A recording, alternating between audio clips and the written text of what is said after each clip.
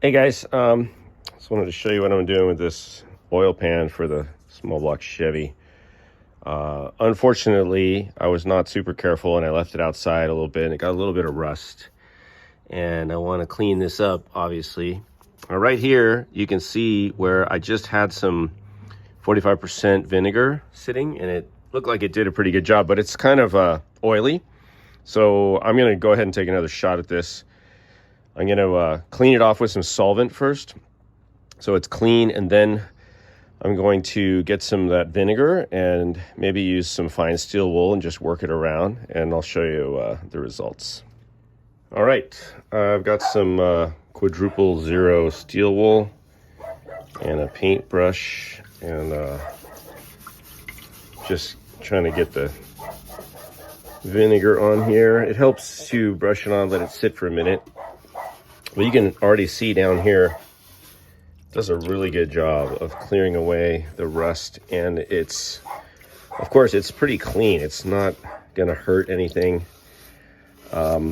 It's cheap compared to some of those solvent cleaners. Not that like Evaporust works well, but you gotta basically let it sit for a long time. And this vinegar is working pretty well. But if you have pitted spots like this, you can just like work it a little bit with the steel wool, and the steel wool's not going to scratch anything, but it'll help, you know, put some pressure in there and then clean it up. So I'm just going to keep kind of working it, trying not to get any on my skin, because this stuff is 45% and you will feel it if you get a drop of it on your skin. I guarantee it. Now some of this is just old oil. It's not all rust, but it's all stuff I want to get off the pan. So just going to keep applying and check back in a few minutes. Okay, let's take a look. I did want to show you the vinegar that I'm using, 45%. It's not totally done, but here's what it looks like so far.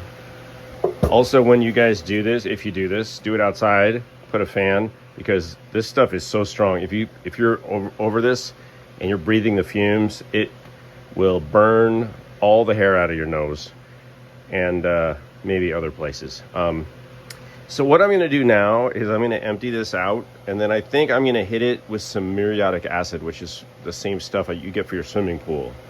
All right, so I'm going to grab some of that and I'll show you how that works, because there's still a little bit of stuff on here. So I'm going to get a new brush, maybe a different steel wool, and we'll go over this with muriatic acid. I'll show you.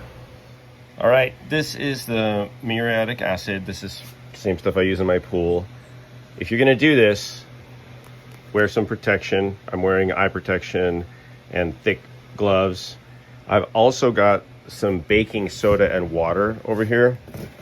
Because if things start going south, and even if they don't, you can use this for their final, you want to neutralize all the acid. The last thing you do is you're going to put this on. But if heaven forbid, you know, you spilled some on yourself, or you got some, just have some baking soda and water mixture ready to go, and that will neutralize it. It'll just turn it to salt and water, the acid, you know, it'll neutralize it. Don't mix these together though, unless you like foam. If you like foam, maybe you should do that. Don't do that. All right, and then have a fan, you know, just do it outside, have a ventilated area, be careful, don't splash this stuff around, it's nasty.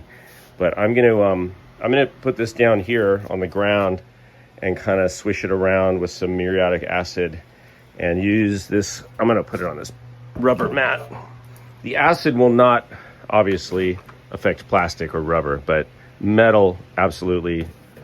Iron, aluminum, don't get it near aluminum either. It'll eat that stuff up quick. So that's what I'm gonna do. I'm gonna use this brush and just kind of work it around. All right, we made some progress. I know some of you guys complain because I don't show what it looks like when I'm doing the work a lot of the time. And the reason is This is not an instructional channel. This is a look what I'm doing channel. It's more of a vlog, but here you go. Here's what it looks like. Are you surprised? So just, yeah, you just clean it. It's called cleaning. I know some of you guys haven't had any experience with that, but now's the time to step out of your comfort zone. Pick up a piece of steel wool or a brush and some cleaner. Surprise your girlfriend or your wife. Get some points, bro. I'm trying to help you. You know what I'm saying? Get some points. All right. So this, I'm going to call this done. And so I don't want to really let this sit. But look at that. Look how clean that is. Well, don't look right here. We get that. It's actually pretty clean. It's just some spots because I put some heat in there because there was a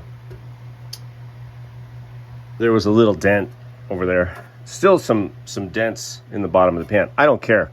It's under the engine, close to the road.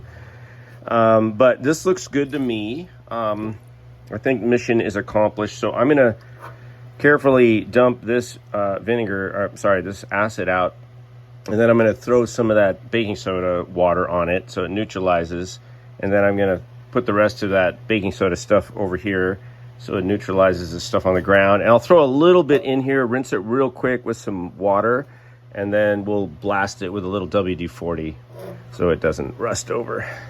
Be right back. There it is, guys. Pretty happy with that. Is it perfect? Nah. Does it need to be? Nope.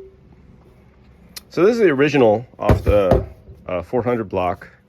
It's got a little couple little dents in the bottom, but I kind of took them out. I'm going to go ahead and strip this part with a paint stripper and then get the rust off, and I'll just paint it with the engine paint. So that's good. That's what's going to happen with this side, but the other side is done. It looks good, and hope you got something out of this video. See you later.